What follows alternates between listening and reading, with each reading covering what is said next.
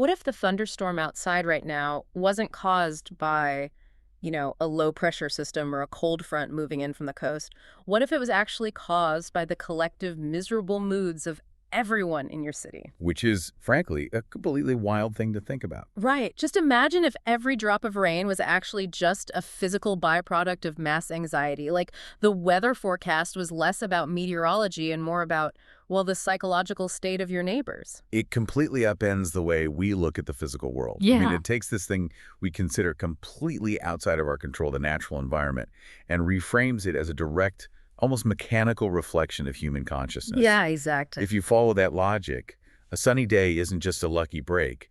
It's a manifestation of collective psychic equilibrium. And that is exactly the kind of bizarre, profoundly shifting concept we are getting into today. Welcome, by the way, to you, the listener. We are taking a deep dive into the fascinating world of 1960s channeling. It's going to be quite the ride. It really is. We are going to explore, like, psychic business trip predictions, that wild idea that our bad moods might literally be causing thunderstorms, and some shockingly intense office drama that sounds less like a paranormal event and more like, I don't know, a mid-century psychological thriller. It really does have that, like, Mad Men meets the Twilight Zone vibe. Oh, totally. So it's a very relaxed, slightly chilling, and genuinely funny exploration we have ahead of us today. Kick back, grab a cozy beverage, and let's get delightfully spooky. But before we really get moving, I need to make our mandatory declaration. Right.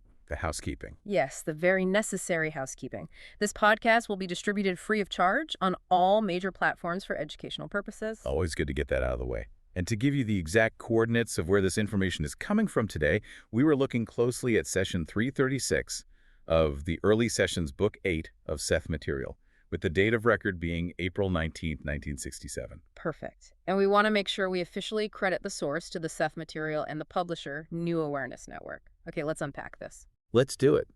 So to set the scene properly, we really have to look at the people involved in the room. Right, because context is everything with this stuff. We are in the spring of 1967. You've got Jane Roberts, an author, and she's channeling an entity known as Seth. And in the room with her and her husband, Robert Butts, are two friends, Bill and Peggy Gallagher. And what's crucial here, I think, is that the Gallaghers aren't like mystical gurus or anything. No, not at all. They are standard, pragmatic professionals. They work at a newspaper in Elmira, New York. Which is such a funny contrast. You have the utterly mundane, structured reality of 1960s corporate publishing crashing headfirst into the profound, fluid mysteries of non-physical consciousness. That contrast is essential to this whole session, and it kicks off right at that intersection, actually. Bill Gallagher is preparing to leave for a business trip to Syracuse the very next morning. Right, a totally normal work trip. Exactly. And Seth, speaking through Jane, essentially decides to act as his psychic travel agent. Which is just, I mean, what a premise. You have access to a multidimensional intelligence, and you're using it to figure out if your Tuesday meeting is going to be annoying. It's incredibly practical. Seth starts throwing out these highly specific, yet somehow vague details to give Bill a preview of what he is going to encounter. Yeah, he warns Bill about, like, an incapable gentleman with a crew cut. Right, and he brings up a stout man who wears glasses with pale lenses. He throws out the number 12. He even drops the word formica. He does, yeah. Yeah. Though the text is careful to note that formica was a phonetic interpretation. Seth was basically passing along a sound he was receiving. Like a game of telephone. Right, he explicitly stated he didn't know what the word actually referred to in this physical context. And to quote the source directly regarding the overall vibe of the trip, Seth assures Bill, quote, "The tangle in Syracuse will not be quite as tangled as he imagines." Okay, now I have to push back a little on how we interpret this kind of psychic data. Sure, go for it. Because to me, this highlights the inherent problem with predicting the physical environment. Receiving channeled information isn't like watching a live video feed on your phone. No, it's definitely not a direct one-to-one translation. Right. If I were to use an analogy, it's not just a cosmic game of telephone. It's more like trying to render a massive, highly complex, high-resolution 3D file on an outdated 1960s computer system. That is a fascinating way to put it. The system, in this case, Jane Roberts' physical brain and her vocabulary, it just can't handle the native format of the data. So it crashes, it drops pixels, it substitutes things it doesn't understand with things it does. Right, it reaches for whatever concepts are available in the channeler's mind. Exactly, and you end up with glitchy artifacts in the output. That's how you get a multi-dimensional entity talking about laminate countertops or, Formica. That is a highly accurate way to visualize the mechanics of channeling described in the Seth Material, actually. Seth frequently discusses the intense difficulty of pushing non-physical concepts through the physical neurological structure of the channeler. Because the hardware just isn't built for it. Exactly. The data gets distorted by the channeler's own subconscious, their vocabulary limitations, and of course, their cultural context. So when Bill Gallagher reports back on May 5th, which is a couple of weeks after his trip, we get to see exactly how that rendering process played out in reality. And when we look at those results, I think we have to be brutally honest and apply some critical thinking here. Let's look at the hits and the misses. Fair enough. Let's start with the misses. On the miss side, Seth brought up a Midwest connection to an account. Bill had no idea what that meant, and it literally never materialized. Yep. There was no crew cut guy messing things up, and the Formica thing was a total bust. Right. None of those specific physical details align. But then we have the supposed hits, and this is where I get a bit skeptical. Seth gave the number 12. Yes, he did emphasize the number 12. So Bill goes to Syracuse, stays in a hotel, and his room number is 552. 5 plus 5 plus 2 equals 12. People call that a hit, but come on. That feels like a classic Texas sharpshooter fallacy to me. Ah, right. For those who might not know, you're referring to the logical fallacy where someone fires a gun at a barn and then paints a bullseye around the bullet hole to make it look like they hit the target intentionally. Exactly. If a psychic gives you the number 12 and you spend 3 days in a city, you are going to find a 12 somewhere. Because you're actively looking for it. Yes. Maybe your lunch cost $12. Maybe your meeting was on the 12th floor. In this case, Bill literally did the math on his room number to find the 12. It's pure confirmation bias. I see your point. The human brain is a pattern recognition machine. If you prime it to look for a number, it will construct a connection out of random environmental noise. That is a completely valid, rational critique, and it's one that researchers in parapsychology constantly have to guard against.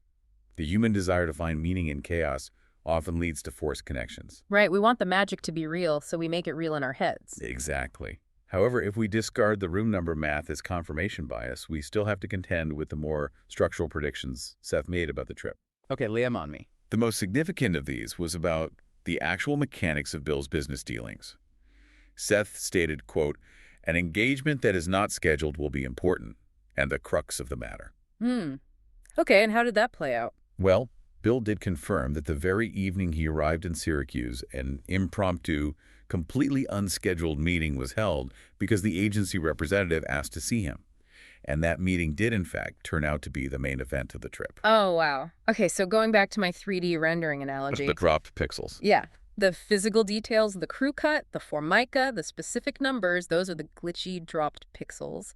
The translation software struggled with the highly specific, localized physical data. But the broader pattern. Yes, the underlying energetic architecture of the trip. The fact that the core tension would be resolved in an unexpected, unscheduled interaction, that part rendered perfectly. Exactly. It captured the emotional or energetic shape of the event, even if it fumbled the physical dressing. Which brings us to a really fascinating through line for this whole deep dive. Where are we heading? When people look to psychic predictions, they are usually obsessed with controlling and predicting their localized physical environment. They want to know the exact furniture in the room or the exact face of the person they'll meet. Because that's what makes us feel safe, knowing the details. Right. But what if the physical environment isn't something that simply happens to us?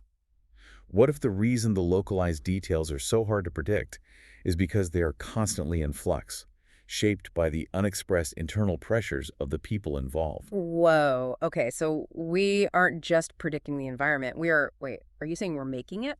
That is the pivotal shift in the text.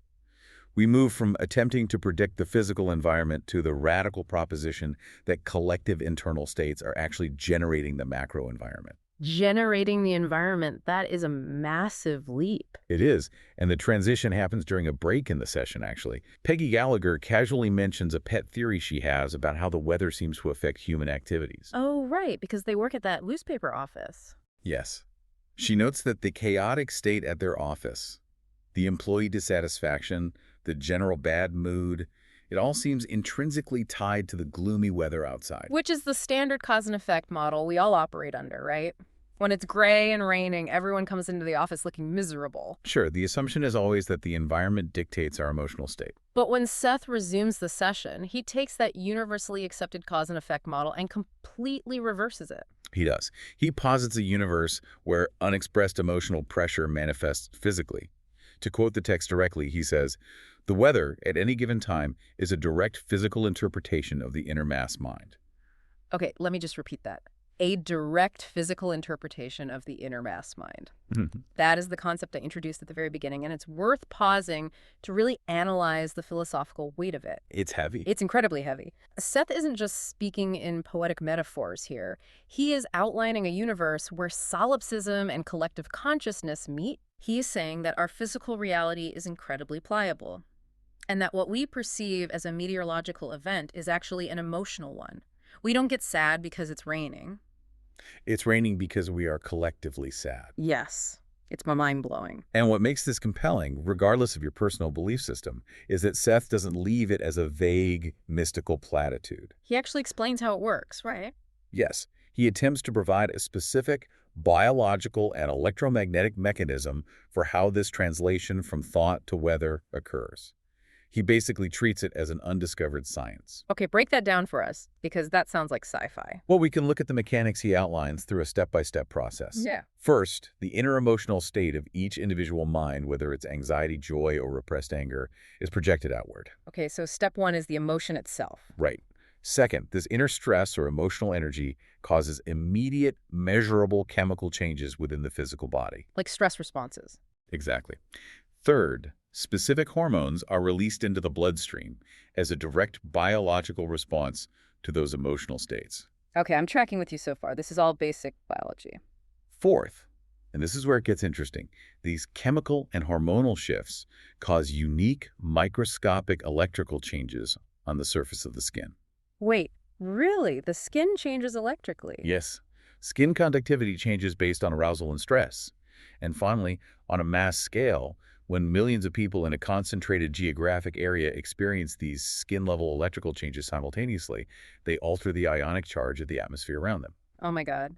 I love that he breaks it down into biological mechanics. Let's apply that to a real-world scenario so we can really picture it. Sure, give me an example. Think about a Monday morning in a major metropolitan area. It's the phenomenon of the Sunday scaries spilling over. Oh, that's a perfect example. Millions of people's alarms go off at 6:00 a.m. Millions of people simultaneously experience a spike in cortisol, that collective dread of returning to the office or the factory. Right, the collective groan. According to this model, all those bodies pump out stress hormones, the skin conductivity of millions of people shifts in unison, and we are literally sweating negative ions into the local atmosphere. Sweating negative ions, that's a great way to put it. The collective dread changes the electrical potential of the air, the moisture condenses, and the sky breaks down.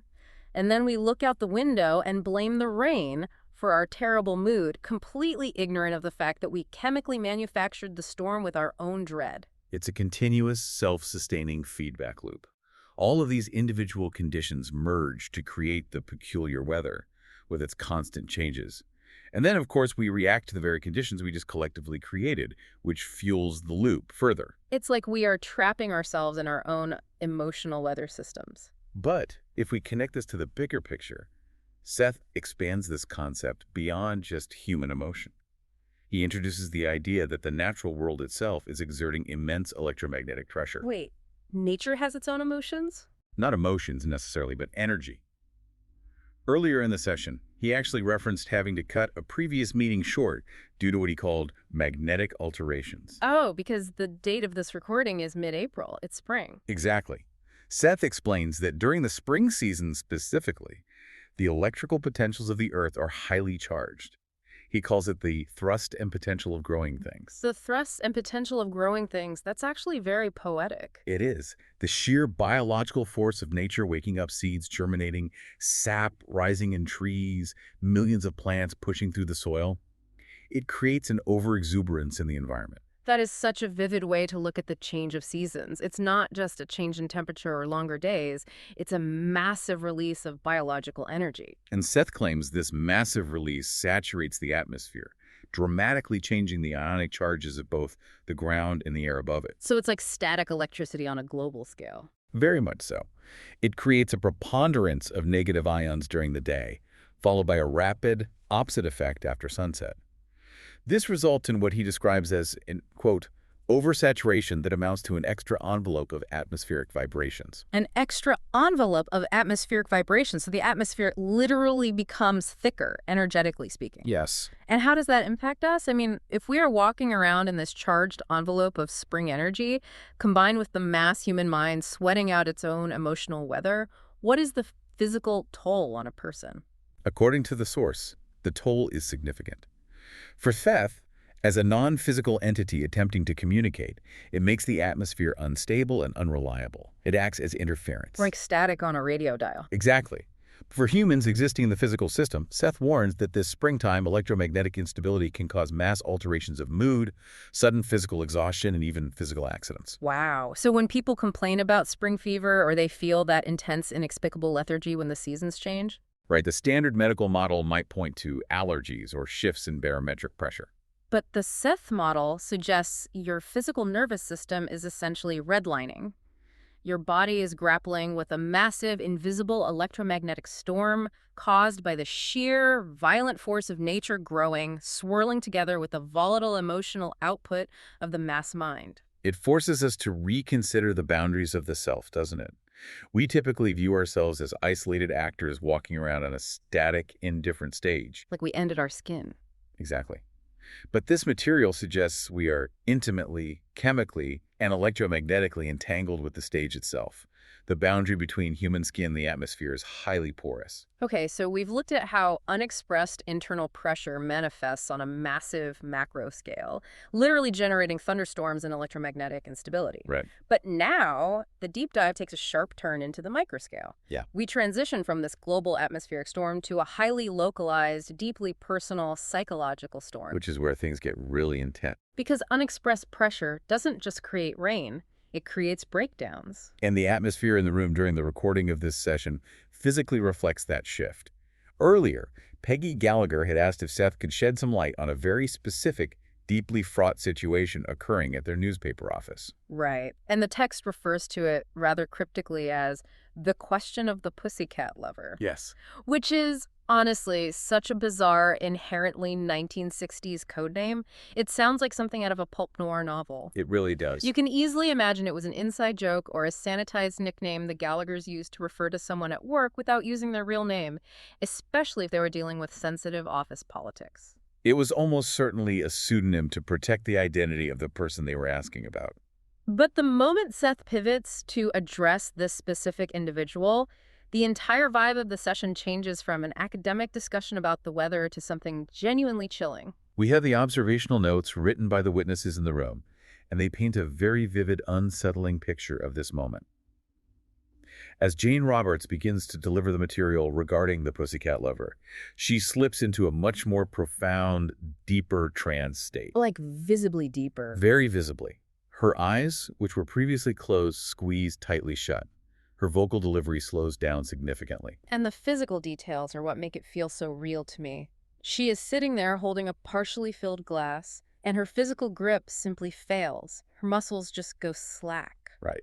The glass begins to slip from her hand, and Bill Gallagher actually has to reach out quickly and take it from her before it shatters on the floor. It's a total withdrawal of consciousness from the immediate physical environment. And her voice changes drastically too, doesn't it? Completely.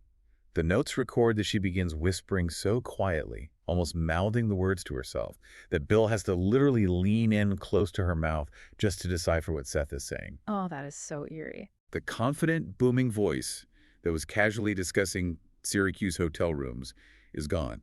It becomes a hushed, almost conspiratorial transmission. Because the content she is transmitting is pure, unadulterated psychological destruction. It really is. Seth is delivering a real-time analysis of a man headed for a massive, catastrophic emotional breakdown. He predicts a major change of leadership coming to the newspaper. Yeah. Yes. He says an unfortunate affair will eventually come to light that will shock many people, leading to this man being relieved of his duties due to a severe health situation. But Seth clarifies that the health situation, which he predicts will manifest as physical, circulatory, and heart symptoms, is actually a secondary symptom. Exactly. The root cause is the unbearable pressure of a massive emotional and psychological collapse. He describes the man's current behavior at the office in brutal clinical terms. What's the guy doing? Well, the man is exhibiting intense autocratic behavior. He genuinely believes he is acting on direct demands from his superiors, but Seth notes that his superiors are entirely in the dark. They have no idea what he's actually doing or the directives he is issuing. So he is building an isolated reality for himself at work? Seth says the man is behaving compulsively, and he uses this incredibly evocative phrase. He says he is, quote, squeezing the life from it symbolically, Yeah. meaning the newspaper itself. That phrase is so telling. It is. The man is projecting his own internal suffocation onto the business. He senses the immense emotional crisis he is careening toward, and he is trying to exert total, rigid control over his environment to stave it off. He's desperate for control, and Seth even pauses to warn Bill and Peggy directly, saying, "You had better stay clear of involvement." It's a stark warning to maintain a psychological perimeter, like stay out of the blast radius of this impending breakdown. And if we analyze the psychology of this crisis, Seth reveals that the localized storm at the office is merely the outward manifestation of a deeply hidden domestic collapse. The classic double life. Exactly. The autocratic control he displays at work is a reaction to the absolute lack of control he has at home. And this is where it gets really dark. Seth mentions a secretly kept situation involving a female child. He mentions another deeply guarded secret involving a drug situation. Although he is careful to nuance the drug situation, he clarifies that it's not necessarily of a highly illegal nature, which, given the era, provides important context. Right.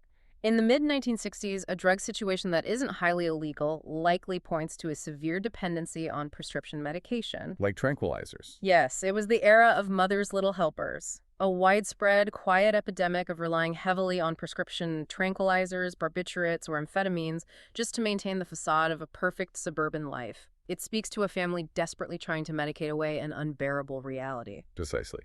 And the imagery Seth provides regarding this domestic collapse is startling and violent.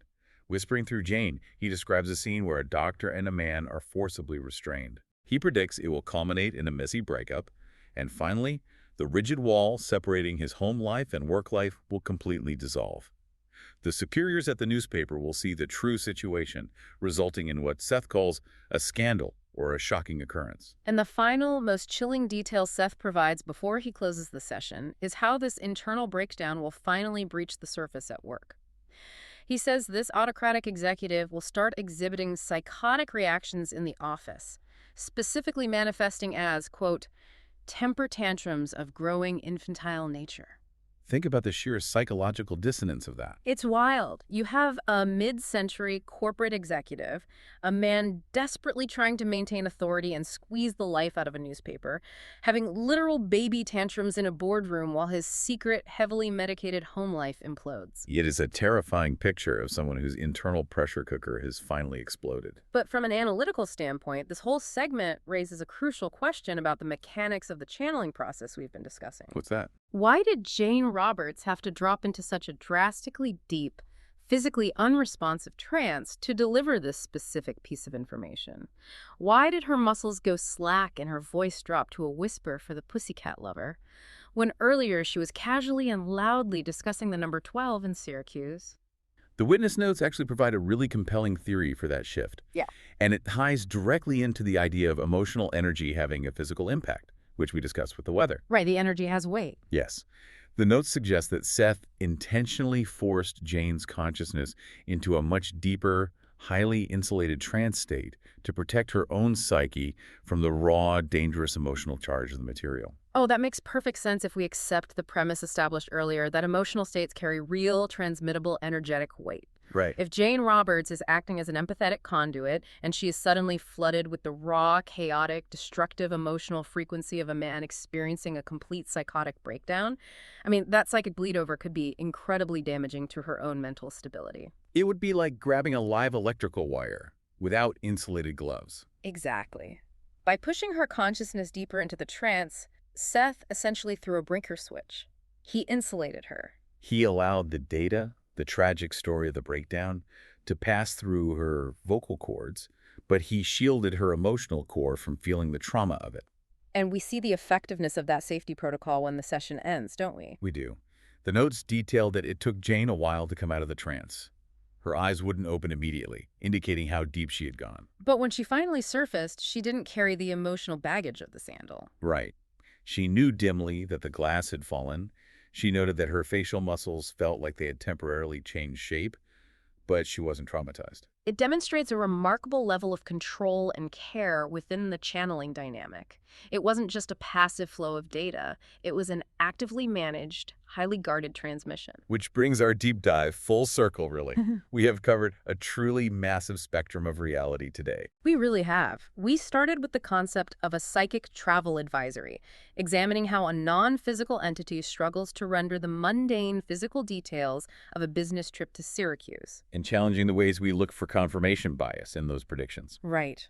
We then expanded outward into the macro environment, exploring the mind-bending hypothesis that our collective unexpressed human emotions literally alter the ionic charge of the atmosphere, manufacturing our daily weather and turning our localized stress into global thunderstorms. And finally, we zoomed all the way back down into the suffocating, scandalous drama of a single 1960s newspaper office. We examine how that same unexpressed internal pressure, when localized within a single individual, leads to a catastrophic psychological breakdown, and how the channeling process itself had to adapt and deepen to safely transmit that destructive energy.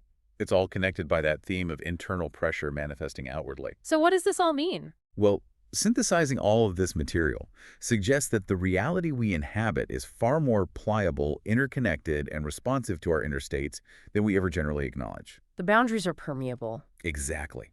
The boundaries between our private thoughts, the corporate environments we work in, and the natural world we walk through are highly permeable. We are not just passive observers on a static stage, nor are we victims of random meteorological events. We are active, albeit largely unconscious, participants in generating the physical world around us. For anyone whose curiosity is piqued by these concepts, we strongly encourage you to study the source texts directly. You can find the Seth Material books and explore further by visiting the New Awareness Network website and bookstore at sethcenter.com/the early sessions. There is a profound depth of material there waiting to be analyzed. Absolutely. Engaging with this kind of material forces you to look at the mechanics of your daily life through a completely different lens. Which brings me to a final thought for you to chew on as you go about your week. Let's hear it. The next time you wake up, open your phone and check the weather app, and you see a massive, dark storm system brewing over your city. Ask yourself a question. Are you simply looking at a localized meteorological event driven by air pressure? Or are you staring directly into a mirror, looking at the heavy, unacknowledged collective mass consciousness of your own community manifesting in the sky? That is a chilling thought. Keep that in mind the next time you have to reach for your umbrella. Thank you for joining us on this deep dive.